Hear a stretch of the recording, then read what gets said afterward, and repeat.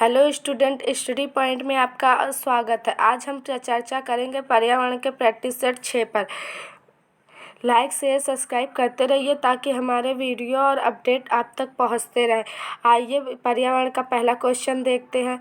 Student, आपके सामने पहला क्वेश्चन है, निम्नलिखित में से किसे पर्यावरण के मूल संघटकों में नहीं सम्मिलित किया गया है। इसमें से किसको सम्मिलित नहीं किया गया है इसके बारे में आपसे पूछा गया है। आपके सामने 4 ऑप्शन है। ऑप्शन ए है अजैविक, ऑप्शन बी है जैविक, ऑप्शन सी है ऊर्जा और ऑप्शन डी है स्थानिक। स्टूडेंट, इसमें से आपका सही है स्थानिक। स्थानिक को पर्यावरण के मूल संघटकों में नहीं सम्मिलित किया गया है। आइए क्वेश्चन नंबर 2 की ओर चलते हैं। क्वेश्चन नंबर 2 में आपसे पूछा गया है, किस नगर के प्रदूषण करने वाले उद्योगों को प्राकृतिक गैस आधारित औद्योगिक में सर्वोच्च न्यायालय के आदेशानुसार परिवर्तित करना पड़ा था। किसे अपना वो परिवर्तित करना पड़ा था, गैस का जो है प्रौद्योगिकी में परिवर्तन करना पड़ा था। आपके सामने 4 ऑप्शन है। ऑप्शन ए है आगरा, ऑप्शन बी है अयोध्या, ऑप्शन सी है मथुरा और ऑप्शन डी है हैदराबाद। तो स्टूडेंट, इसमें से आपका सही है आगरा। आगरा में प्रदूषण करने वाले उद्योगों को प्राकृतिक गैस आधारित प्रौद्योगिकी में सर्वोच्च न्यायालय के आदेशानुसार परिवर्तित करना पड़ा था। आइए क्वेश्चन नंबर 3 की ओर चलते हैं।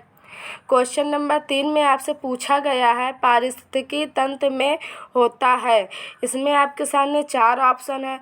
ऑप्शन ए है ऊर्जा व खनिज दोनों का लाभ, ऑप्शन बी है ऊर्जा की हानि परंतु खनिजों का लाभ, ऑप्शन सी है ऊर्जा का लाभ परंतु खनिजों की हानि और ऑप्शन डी है ऊर्जा व खनिज दोनों की हानि। इसमें स्टूडेंट आपका सही है ऑप्शन डी, ऊर्जा व खनिज दोनों की हानि। पारिस्थितिक तंत्र में ऊर्जा व खनिज दोनों की हानि होती है। आइए क्वेश्चन नंबर 4 की ओर चलते हैं।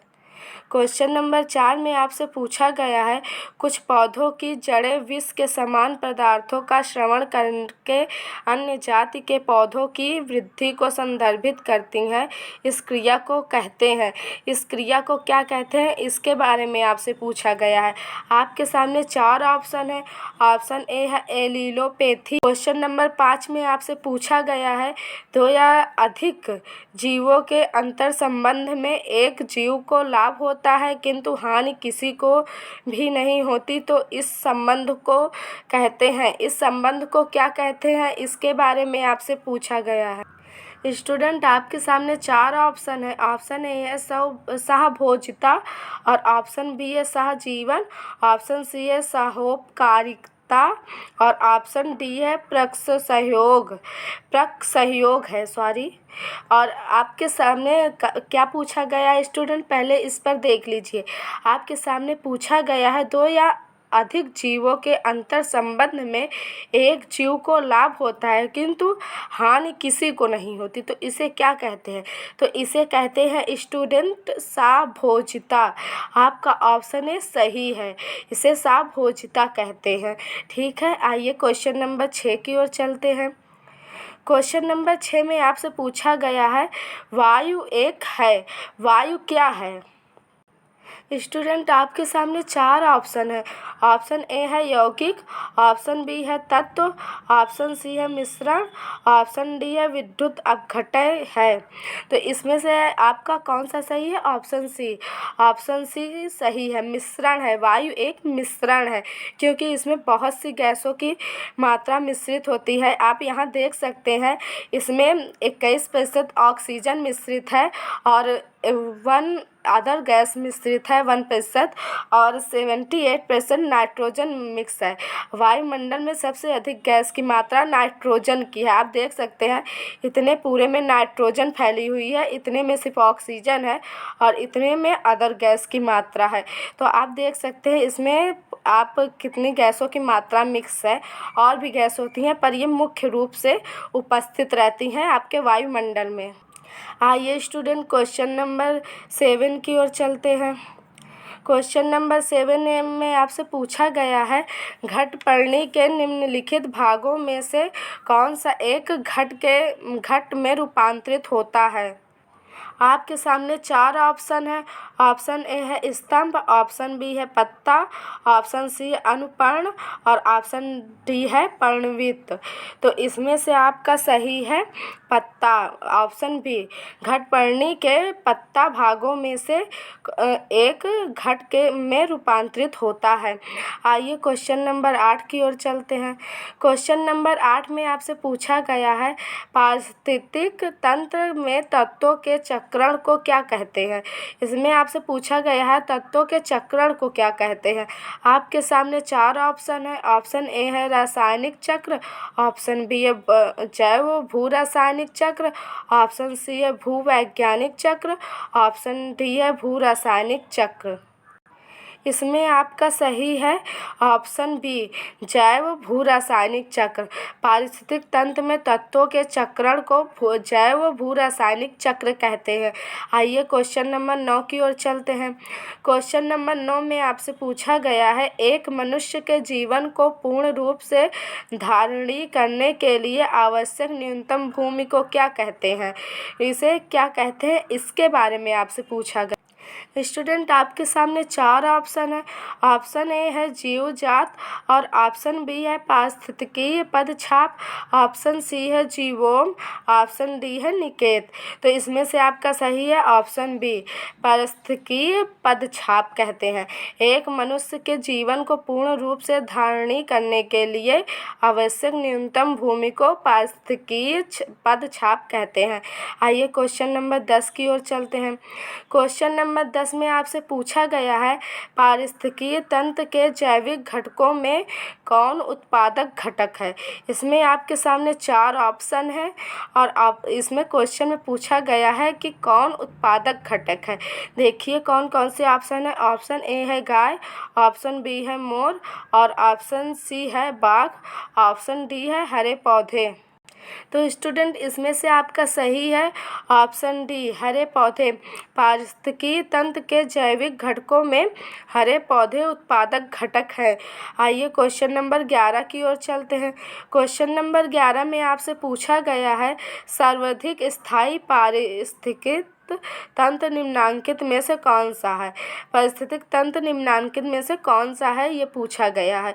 आपके सामने चार ऑप्शन है। ऑप्शन ए है मरुस्थल, ऑप्शन बी है पर्वत, ऑप्शन सी है महासागर, ऑप्शन डी है पवन।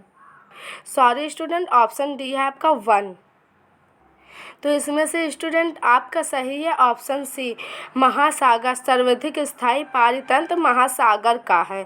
ठीक है स्टूडेंट, आइए क्वेश्चन नंबर 12 की ओर चलते हैं। क्वेश्चन नंबर 12 में आपसे पूछा गया है किसी निश्चित क्षेत्र में प्राणियों की संख्या की सीमा जिसे पर्यावरण समर्थन कर सकता है कहलाती है। आपके सामने चार ऑप्शन दिया गया है। ऑप्शन ए है जनसंख्या, ऑप्शन बी है वाहन क्षमता, ऑप्शन सी है संख्या एवं या जैव द्रव्यमान का पिरामिड, ऑप्शन डी है उपभोक्ता में से कोई नहीं। सॉरी स्टूडेंट, ऑप्शन डी में पूछा गया उपरोक्त में से कोई नहीं। स्टूडेंट इसमें से आपका सही है वाहन क्षमता। निश्चित क्षेत्र में प्राणियों की संख्या की सीमा जिसे पर्यावरण समर्थन करता है वह है वाहन क्षमता। आइए क्वेश्चन नंबर 13 की ओर चलते हैं।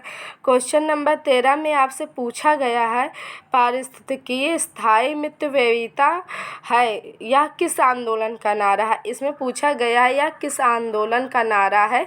जो ये आपके सामने नारा लिखा गया है पारिस्थितिकीय स्थायी मितव्ययिता। आपके सामने चार ऑप्शन है। ऑप्शन ए है एपिको आंदोलन, ऑप्शन बी है नर्मदा बचाओ आंदोलन, ऑप्शन सी है चिपको आंदोलन और ऑप्शन डी है उक्त में से किसी का नहीं।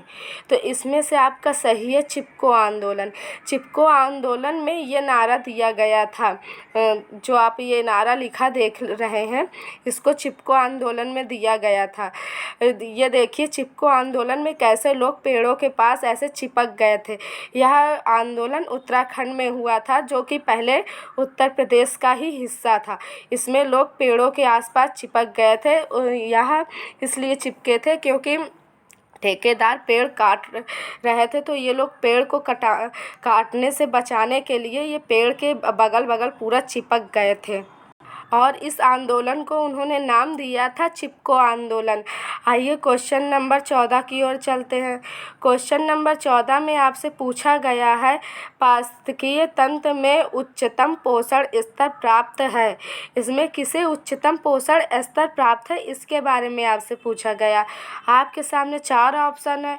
ऑप्शन ए है शाकाहारी को, ऑप्शन बी है मांसाहारी को, ऑप्शन सी है सर्वाहारी को और ऑप्शन डी है अपघटकों को।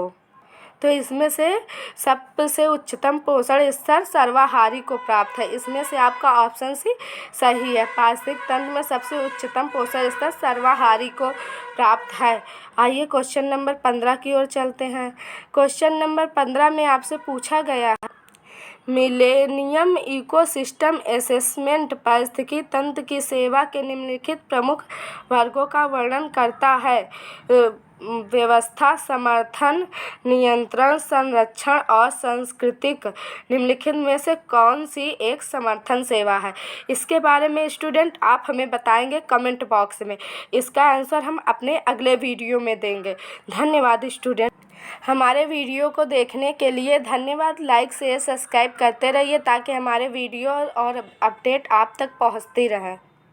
इस प्रश्न का उत्तर आप कमेंट बॉक्स में ज़रूर बताइएगा। धन्यवाद।